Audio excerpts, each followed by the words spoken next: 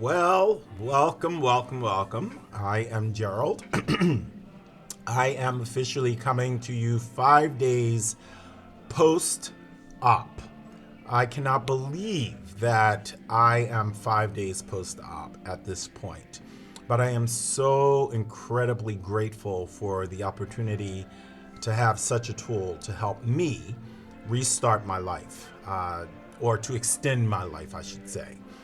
So this moment here that I'm sharing with you literally is just to sort of talk a little bit about my journey thus far up to where I am now and where I will be hopefully in the next week or two.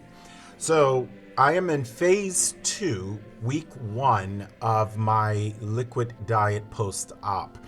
And for me, this has been the hardest part of the process, because before it was always leading up to surgery. Then I had the surgery. And now it's like I have to really be responsive to what my stomach is telling me. And that's a challenge, especially when you want to consume more, but your stomach is like, no, you went from the size of a football to the size of a tennis ball, or not even a tennis ball, a golf ball. So it's important to listen to your body and the physical cues that it is giving you when you have reached your limit. So being on this liquid diet, I've tried to not get bored with what I am consuming, but still be able to maintain or take in the amount of liquids that I am supposed to. So I use my protein shake, of course, and that's where I get my protein from. I use water, and I typically will have like a fruit flavor in there, so like a Crystal Light, sugar-free, 0 calorie, or 5 calorie, whatever, in there.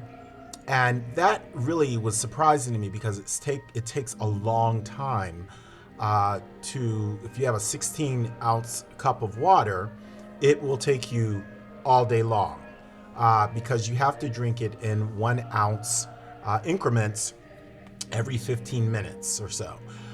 So that was a learning curve. I had a major learning moment there.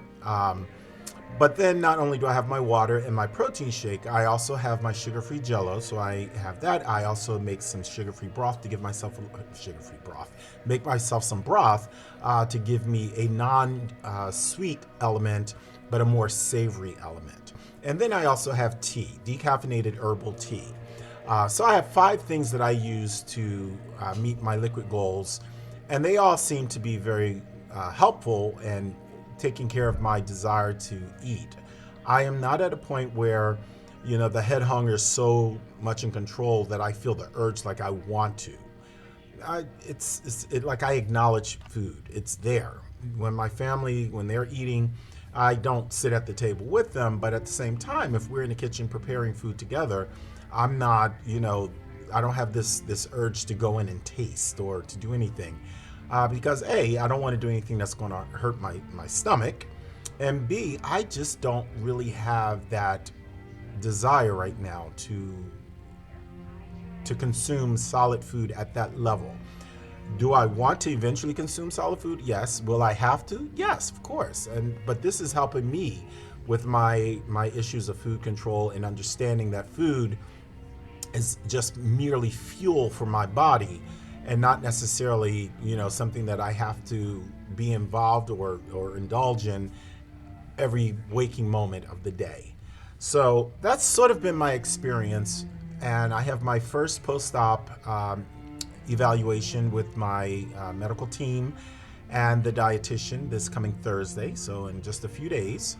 And I'm really looking forward to that. I'm looking forward to see where I am health-wise. I'm looking forward to see where I am weight-wise. I know I've lost weight. I weigh myself pretty regularly once a day in the morning, just to get a sense of where my body is. And it's been consistently losing weight. So at this point, since Wednesday of last week, I've lost 9.8 pounds. So I'm pretty pleased with the consistency of weight loss. And I understand also that there's going to be a point where that will slow, or I will come to a stall. And I'll just deal with that as need be. But that's where I am right now. The journey is a long journey. The journey is the journey that's for the rest of my entire life. And I am eagerly awaiting these challenges and these moments of joy and awareness.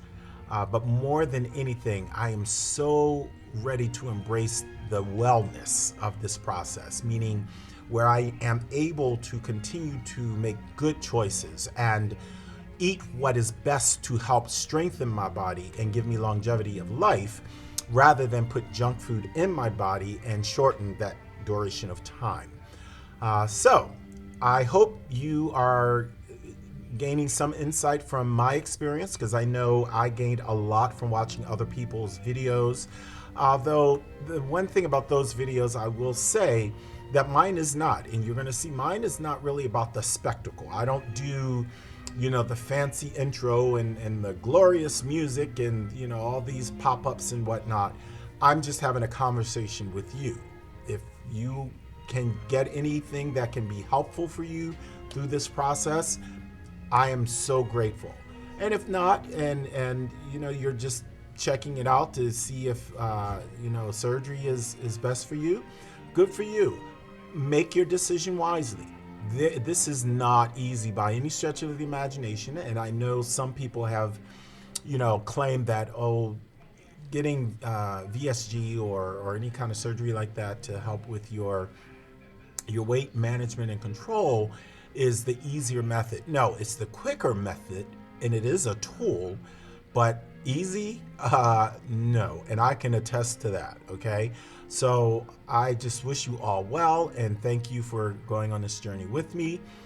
There are so many wonderful things, I'm sure, that are coming down the pike, but this is where I am today, and today's date is December 12th, 2022, and wish you well. Take care. Bye-bye. Thank you for joining me.